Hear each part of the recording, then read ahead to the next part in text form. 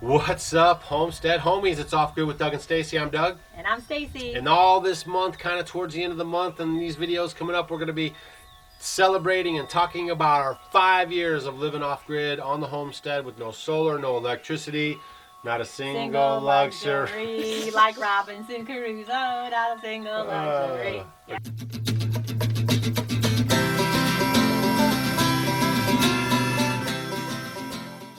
We're just going to drop off some stories here and there, and then don't forget, if you guys didn't see our time for a Q&A video, which I'm linking right here, it got lost in the webosphere again. It was posted on Sunday. It was one of Stacy's videos. So go back, smash that video, leave a question. We're going to take the popular questions. We're going to do a video this coming up Friday, and we're also probably going to bleed it over maybe once or twice more, try to answer all your guys' questions. There are some questions that we've already made videos about, so if I see those, I'll be linking the videos for you to go watch. And then if you still have questions on top of that, feel free to leave them in that video. We're leaving the questions. Don't leave them here. Leave them on that video. That way we have them corralled and we know where to reference them and what to write down and to address. Whew. I'm already wore out. It's like 100 degrees outside, a little bit of a breeze going on, very humid, and so we're just kind of stifling through. So what do you want to talk about?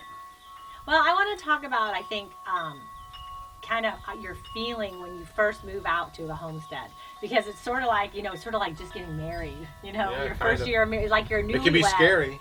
Yeah, but you're newlywed, so it's like all these totally cool feelings that you have when you get your first animals, like your really first big cool livestock animals, and they're being delivered. Just like, for me, and you too, I think, when we got our sheep delivered, it was just so cool. Yeah. So that cool. was the true step towards like the husbandry that we were gonna be involved in. When Stacy was younger, and she shares her stories with me often, that she always dreamt of kind of being like husbandry and working with animals. And it was kind of weird because I kind of always knew that, I mean, when I was a kid, they called me cowboy, right? Because I always wore a cowboy hat at summer camp, and I would draw pictures of barns and like the picket fence and like the farm scene. And then we were like the totally opposite of all that when we met, and we were totally city people and really didn't have any inclination to move out to the country. So it's just amazing to see like how that evolved and like how we are now. Goes, right. So like, the chickens we got when we bought this property, the only thing here was the barn, the big barn that we have our water catchment system on, 2 horses and a mule, and no fencing except for the perimeter fence. That was it. Okay? Nothing. So we got our chickens right away, but that really wasn't like our husbandry thing. But so when we got our sheep, that was like a huge step for renewable food source, and mating the ram with the ewes, making sure that connection. We knew we made it to the big time when we got our sheep. Yeah, that was interesting. So that was one of the first fences that I put up. Was a straight line over here on the side of the property and straight across, so they had this one little pinned-in area. And then we've since expanded that where it goes back here in the woods all the way over to the pond, and then they have 2 paddocks in the what we're calling the hay barn field right now that used to be where we housed our alpacas. And and it's not all glamorous when you talk about having like livestock, because we've had our fair share. We've been here for 5 years, and I want to have everything beautiful and landscaped and just so wonderful. And we've had a lot of fencing issues, because you have to move your flock around, because they eat the grass pretty quick, so you need to move them from one paddock to another. Well, they were eating up. We got our sheep, and they were eating it up pretty quick, so we have to move them around because he wasn't, didn't take him. He didn't get his fence done as soon as the sheep would be eating. So they would get out sometimes, and they would eat everything around that I had here. I mean, I planted stuff around this house, I don't know how many times, right? Yep.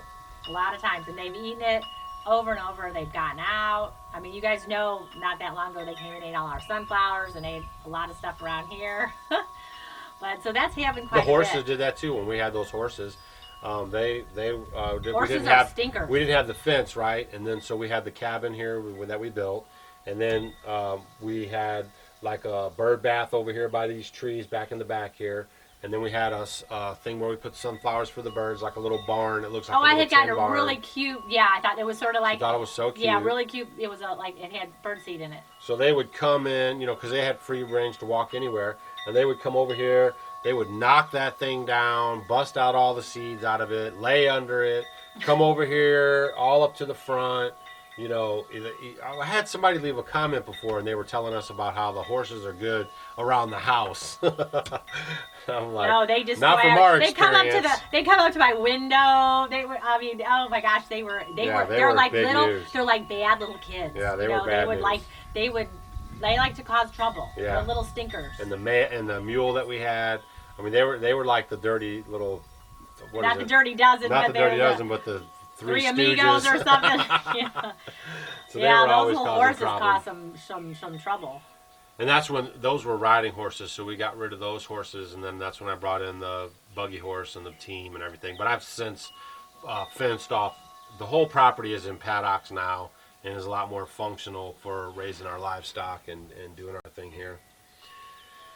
Whew. So didn't you know when we first got here that it was going to be totally off-grid, no solar, no propane, no nothing?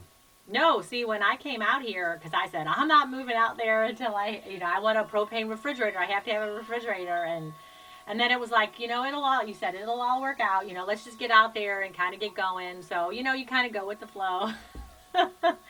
You kind of go with it and go. And then, we were talking to Amish and, like our first stove that we had, that little pot belly stove. Yeah, that was garbage. We had, ordered all these things when we were moving out there. We had everything you'd order on Craigslist. We think everything's going to work, and we have order on everything on Craigslist? Well, we had bought it on Craigslist. So we got all this I stuff. drove 2 hours to pick up this, like an old potbelly stove that they kept on trains or something. I just thought, man, that's the cat's meow. Perfect. And then when I brought that up here, the Amish were like, oh, man, you're going to freeze to death. Get rid of that right away. So then he went to a bunch of Amish households and looked at stoves, because we had a smaller house than most Amish have, to find out a small enough stove that won't burn us out of house and home. So. Yeah. And that's kind of what you did there. But it was kind of a learning process, because when we moved out here, probably most of everything that we had tried to learn and do was wrong, wasn't it? What do you mean? Well, like the stove and then my refrigerator. I mean, we had a cooler. We were using coolers when we first moved out here, putting ice in it. That was our. It wasn't wrong. I mean, we just didn't know. We didn't know how it was going to be. I mean, so having the Amish close by actually turned out to be. That was a blessing. A blessing. It was a good thing for us. But I mean, we would have eventually probably figured it out, because I was into studying and sure, reading we would the have old figured books, it out. Figured out ice houses or other ways to get around the. But we learned a little quicker this way. Definitely, it totally cut our learning in half. Because when we moved, it was perfect, because it was right before winter was coming and all that, so we got everything taken care of. When we first got here, it was this time of year, and it was the hottest, like 30 days on record in our state. So I put the trusses up. It was the hottest day. It was like 103 degrees real temperature, and I was all by myself. And then, you guys have heard that story. Then we moved into the cabin. Stacy came up, and it was hot.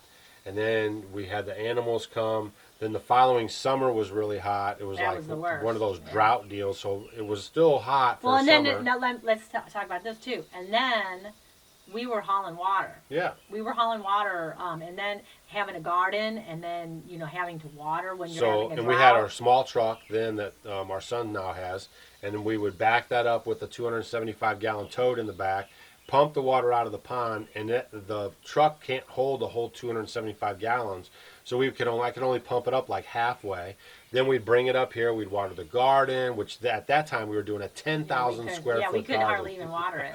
And then we were watering the livestock. And then Stacy was hauling like gallon jugs of water to and from town. And we would go. Yeah, I would go into work, and I would get I had the 15 1-gallon jugs that I would fill up. She was dragging these bags around. And then the neighbor over here, that Stacy befriends, we talked about it on a lot of videos. That we would go over there and fill 5-gallon buckets of water. So we were hauling water, and then we actually had the drought that year. I had 4 275-gallon cisterns up at that barn, the big barn, and they were collecting water off the gutters, and those were totally dry. I had to call the water hauler in. He filled those up, and then I had him take the rest of the water and go put it in the pond, because we'd been taking it so much.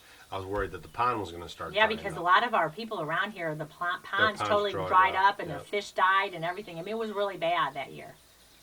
So that was interesting. Yeah, so that was. So we knew if we made it through that, and then the next summer, summer was like, whew, it was a breeze. Right, Wasn't and it? this That was summer's great. been nothing either. But if we knew that once we got here and we could button down and make it through that we're going to be good to go. Winter is surprisingly a lot easier than the summertime because it's a lot easier to warm up and to light the fire and that kind of stuff than it is And to cooking and all that. cool down. See, too bad you can't grow your food in the winter. It would be perfect. Then you could have your source on the stove to cook and can and all that. Oh, it would be easy. Yeah.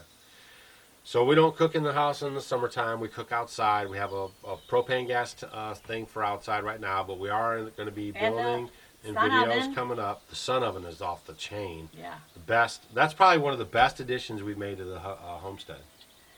You know what? And if you would talk about having a necessity on an off-grid homestead, I would On put any, that. I say any person that makes food and you have a family or by yourself, you should have a sun oven in your house. Especially when it's hot outside and you don't want You to don't heat want up to your heat house up your and you want house. a nice And cooked even if you meal. have an air conditioner, the air conditioner is running double time when you Yeah. heat up the You house. can't put the oven on. I'm just telling you guys, on grid or off grid, and this wasn't meant to be a solar oven video, but No, but that I'm is just the saying, if I could best. pick out of the top 5 things to have as an that off-grid is homesteader or an off-grid person, right. I would. The sun oven would definitely, way up definitely be on my list. That's The probably top number 5. 2 or something, yeah. Yeah, I definitely. And by the way, the $70 off coupon is down below in the description box.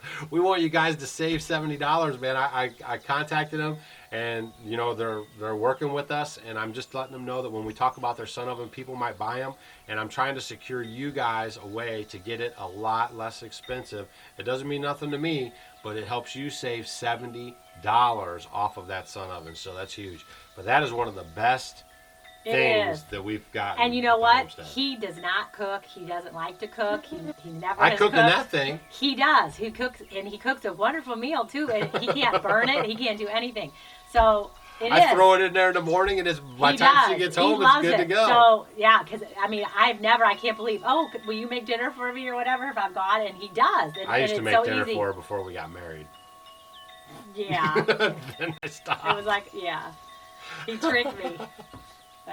But yeah, for sure, that is definitely. That's one of the better additions to the homestead. Because just put it out there and that's it. And if your electricity goes out from a bad storm, tornadoes, trees are down, and you guys are without electricity for a couple of days, you throw that thing out in the yard. You're gonna cook your food. I mean, I'm just telling you guys, it's phenomenal. We love it.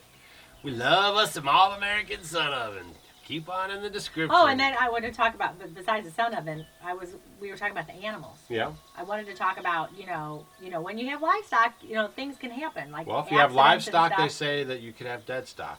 I mean, when you have animals on the homestead, death is going to happen. I mean, it's just the way it is. So you guys. The first time, okay, so I'm talking about like new homesteaders, you get your animals, you're all excited, you have those warm, fuzzy feelings. It's just so wonderful when you're getting them, And when you lose your first animal, Yeah. I'll tell you, this was our first animal we lost, and it was just really hard on me.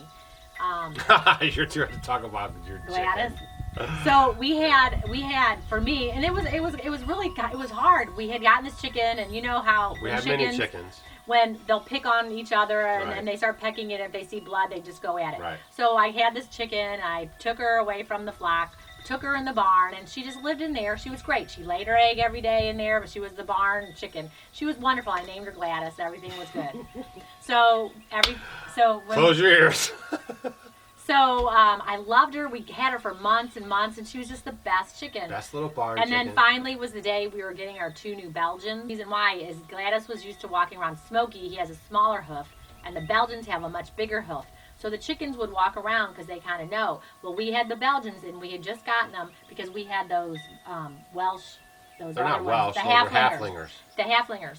And we had the halflingers, and they were smaller at the time. So we had the 2 Belgians, and they were there, and their 2 big hooves were there, and the flies were kind of getting them, and then they stomped. Their hooves are like that. Right, she was a little too close, and That was the end of Gladys. And I kind of got a tear to my eye. That was really kind of hard. So that was my first animal I really lost.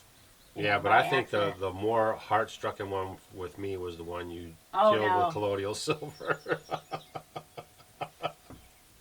Stop it! He's weird. Our rooster. He was a good boy. Shut up! That's not. He was already. He was really bad. He had bumblefoot. Bumblefoot. She was giving him colloidal silver. He turned silver. Then he died. No, he did not. I think he was just already dead. I didn't give him that. No, he did not. You're silly. So those are just some of the stories, guys. We're just going to be kind of talking about some of the stories. It's I don't know if it's like video for you guys or if it's more for us that we can look back on these and laugh about them. So you guys are going to see some more of these videos this year, 5 years in. Don't forget to go watch the question and answer video and leave your questions, and we're going to answer them this Friday. Anything else? So yeah, if you guys have been homesteading or becoming new homesteaders, go over your your feelings when you first got there. How you felt. I always say I wish I would have written a journal. Maybe write down kind of your feelings about stories or things that happened when you first moved in, because then you can always go back and look back on it and some stories with your animals, and I mean it's just always good to reflect. Yeah, and kind of look that's back. one of the purposes for these videos is not only to entertain and educate you guys, but it's also for us to look back on if they don't disappear from YouTube. If YouTube doesn't go poof. So this is Off Grid with Doug and Stacy. I'm Doug. And I'm Stacy. And we'll see you guys on the next one. See ya. And today is Quick Tip Tuesday, and I'm going to show you guys how we have summer tea here on the Off Grid Homestead.